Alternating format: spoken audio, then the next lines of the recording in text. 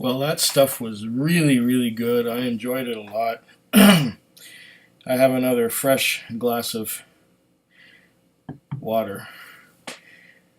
Cold, clear water to cleanse my palate once again.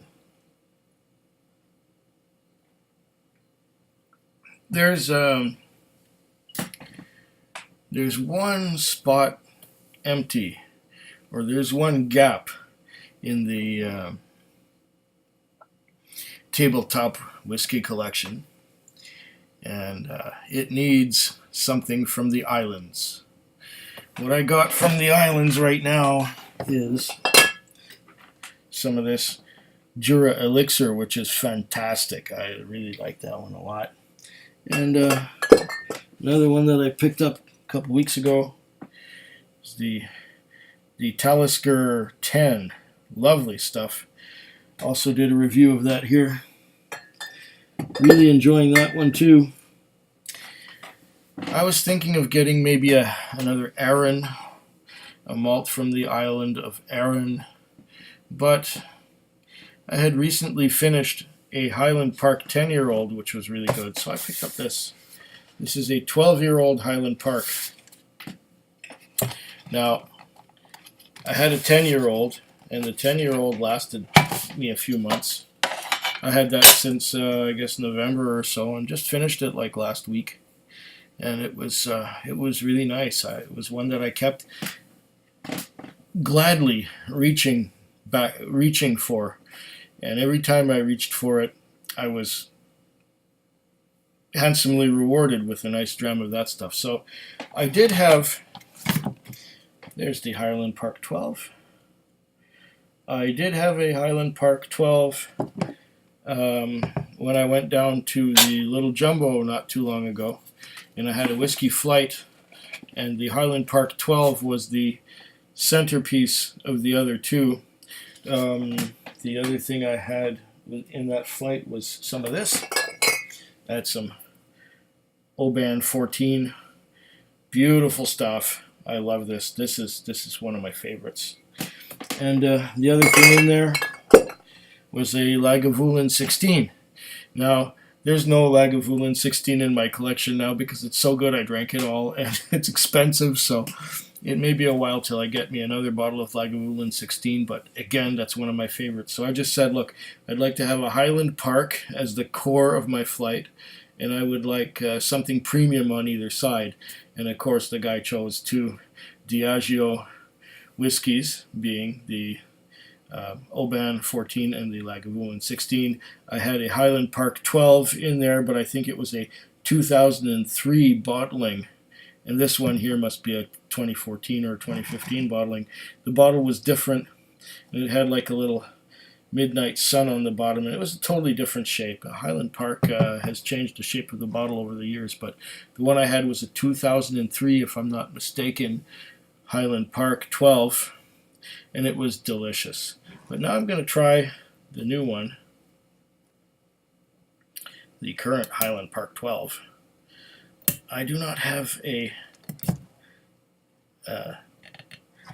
old Highland Park to compare it with, but I will try and go by memory of what the other one tasted like.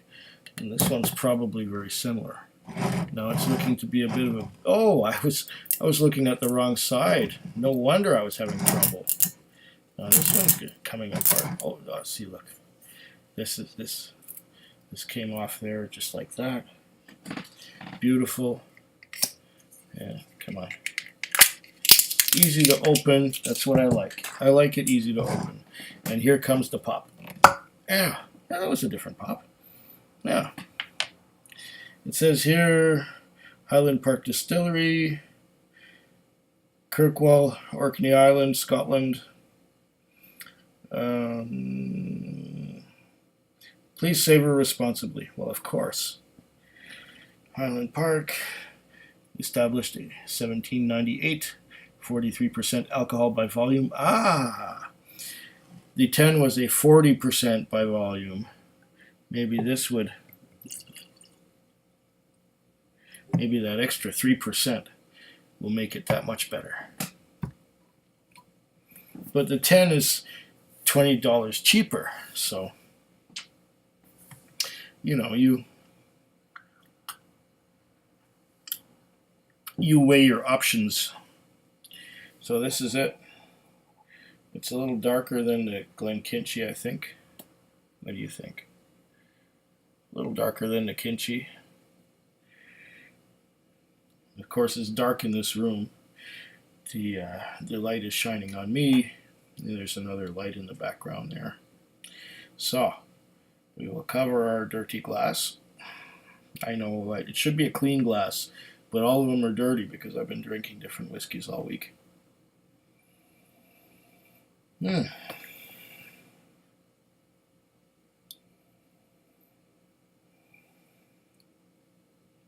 smells a lot like the 10-year-old. It's a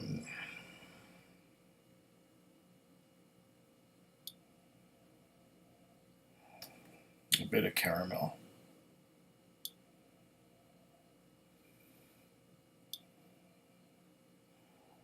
A little bit of smoke, but not too much.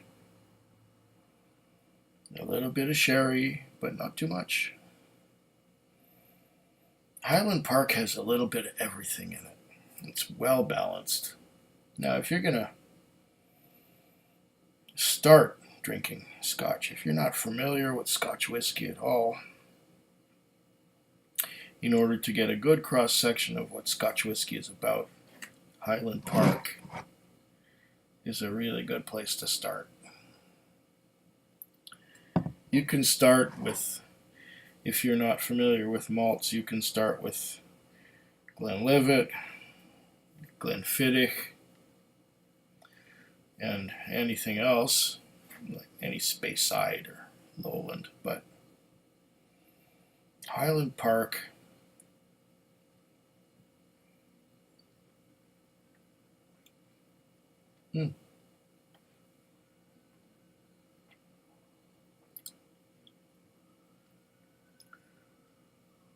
oh yes.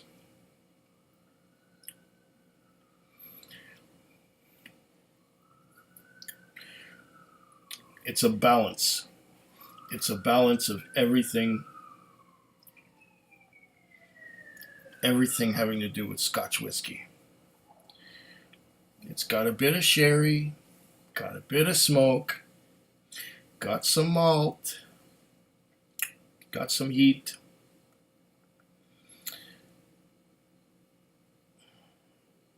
Even a little bit of oak, bit of vanilla, bit of caramel, bit of everything. Highland Park is among the best balanced of the single malts that I know. And this one, yes, like the 10,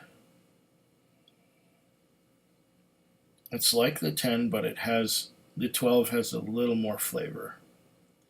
It has a little more of everything than the 10 has, probably because of that extra 3% alcohol. You might not think 3% is a lot, but it's just enough to give it a little more flavor. And yeah.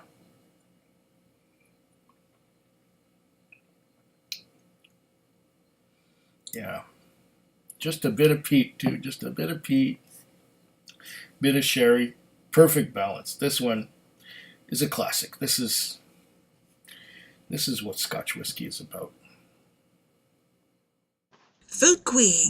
Food Quig. Food Quig. Food Quig. Food Quig. Yeah.